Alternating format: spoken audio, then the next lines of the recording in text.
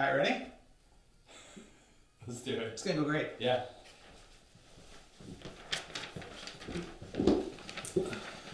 Well, hey, my name is Jeremy Schwader, and this is Bo Steele. And we're really excited for the next several weeks to be talking with you about God and politics. And this kind of came out of an inspiration from the book of Isaiah, chapter 11, where it says this. And it's speaking of Jesus, but it kind of applies to everybody that cares about what God thinks. That his delight was in the fear of the Lord, and he did not judge things by what he saw. And so, with everybody mad and everybody having a hard time, we don't want to judge things by what we see, but with all the hot topic issues, everything going on, we want to know, what is God's heart in politics? Yeah.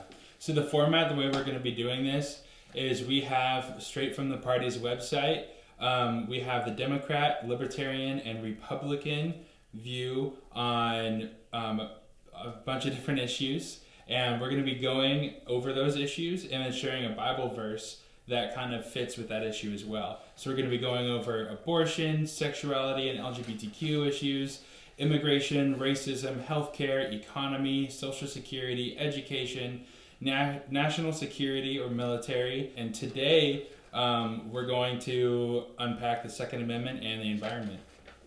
So I want to just emphasize this as we kind of step into this. No party has the market on morality for all of these issues.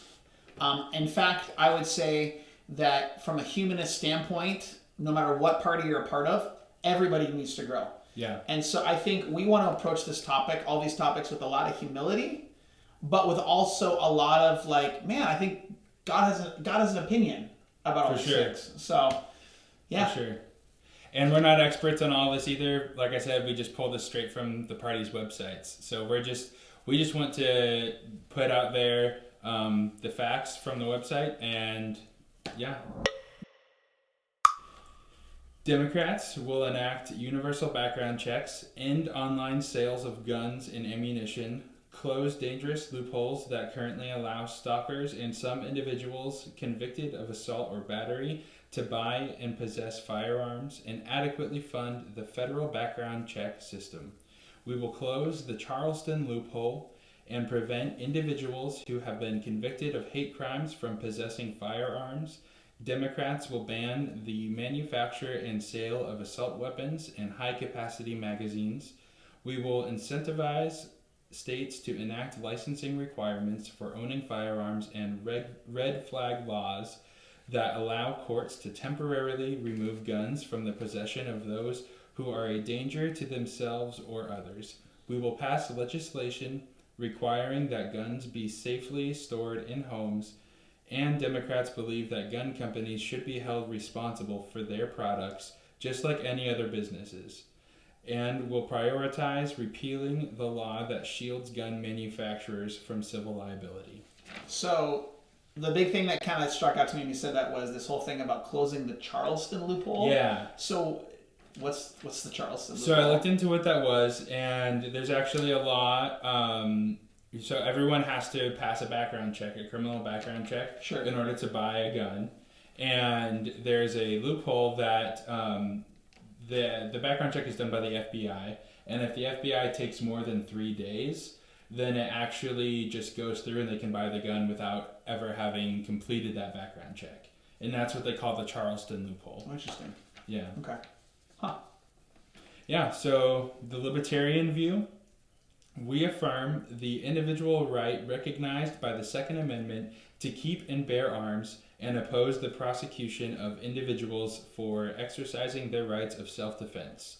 Private property owners should be free to establish their own conditions regarding the presence of personal defense weapons on their own property. We oppose all laws at any level of government restricting, registering, or monitoring the ownership, manufacture, or transfer of firearms or ammunition. Republican view, we uphold the right of individuals to keep and bear arms, a natural, inalienable right that predates the Constitution and is secured by the Second Amendment.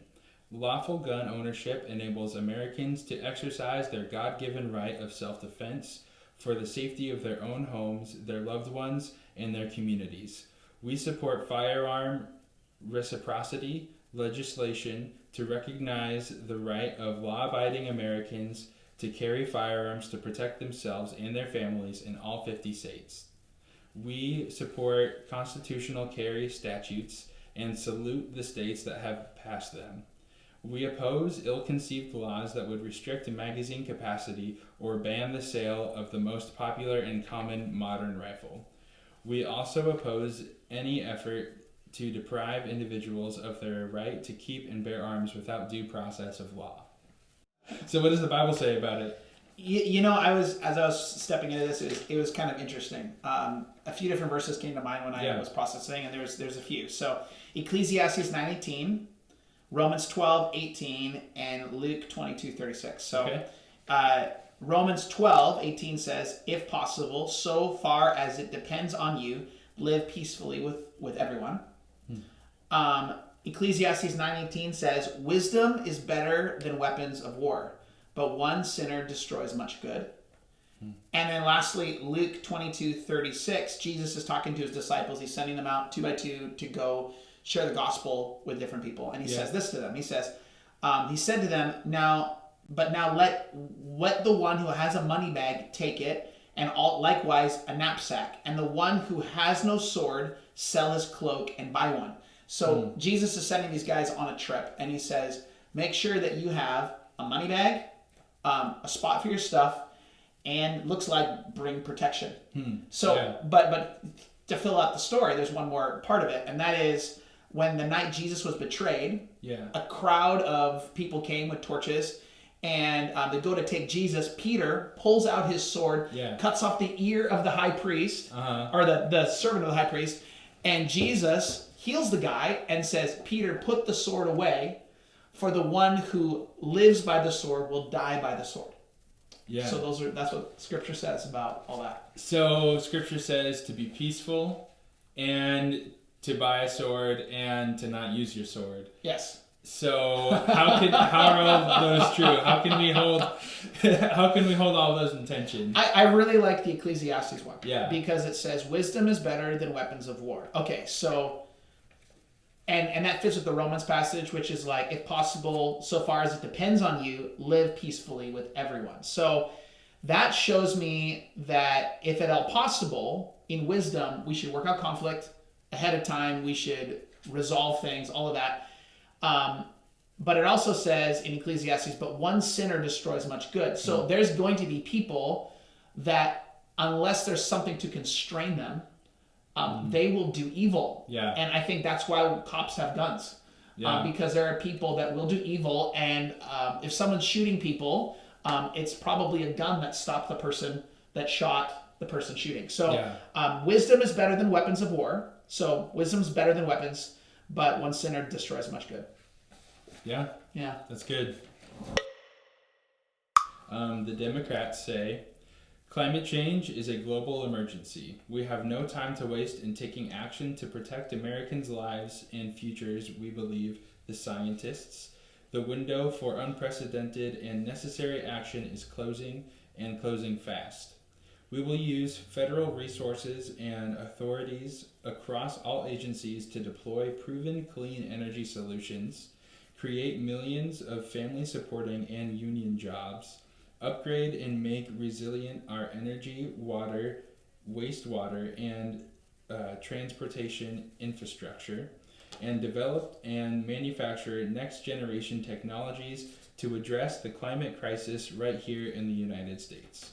We will rejoin the Paris Climate Agreement and, on day one, seek higher ambition from nations around the world, putting the United States back in the position of global leadership where we belong. So what is this Paris Climate Change Agreement? Like, why is it important? Why do people care about it? So I believe it's back in 2015. The Paris Climate Agreement was an agreement between over 180 different countries to just help to reduce their carbon emissions in their country. So it's just a pledge that they will reduce the carbon emissions. And the reason that the U.S. pulled out is because our president viewed that there is an unfair economic hardship on the U.S. in that agreement.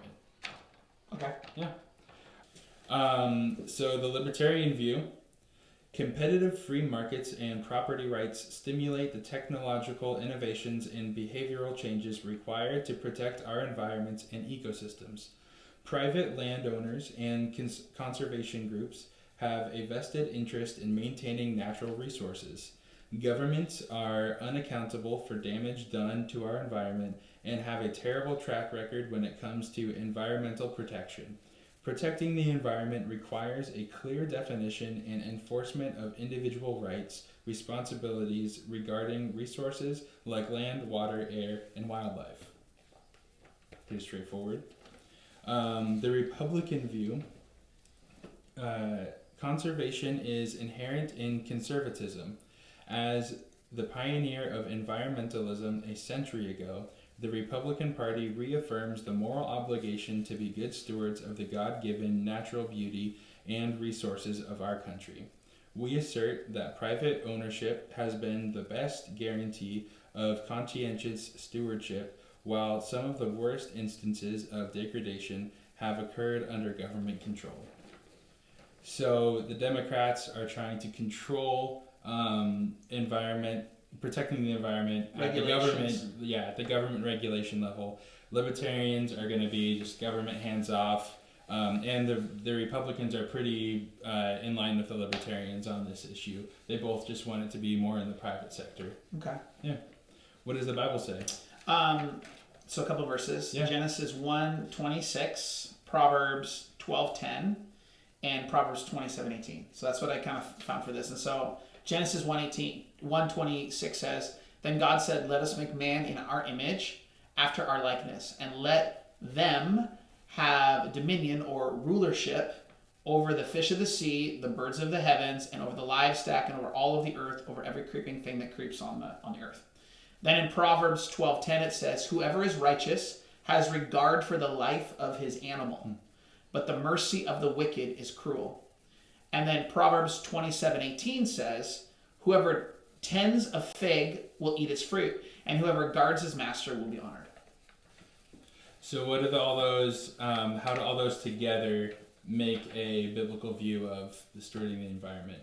Well, I'm sure there's more verses than those three. For sure. I would say the Genesis passage tells me God gave the earth to mankind and said, rule it, like take care of it, be in charge of it, all that kind of stuff. Yeah. The Proverbs 12:10 passage I think is really interesting because it says, "Whoever is righteous has regard for the life of his beast." That tells me that those that have a right heart towards God should have a tenderness towards what he created. So there should be a sense of gentleness, care, wanting things to go well, like you help the sick puppy kind of thing. Like you care. And then lastly, whoever tends a fig will eat its fruit. I think that just kind of shows a principle of stewardship. If you take care of something well, you'll get fruit from it. So, yeah. That's really good. Mm-hmm. Thanks, Jeremy. You bet. Cool. So if you like this video, if it helped clarify some stuff for you, one, leave a comment. If you have some other scripture that goes along with this, we'd love to hear what those scriptures are. But also, the best way to help this video is to like it, subscribe, and share it with friends who you think would like it as well. And next week, we're going to be talking about immigration and education, and we'll see you there.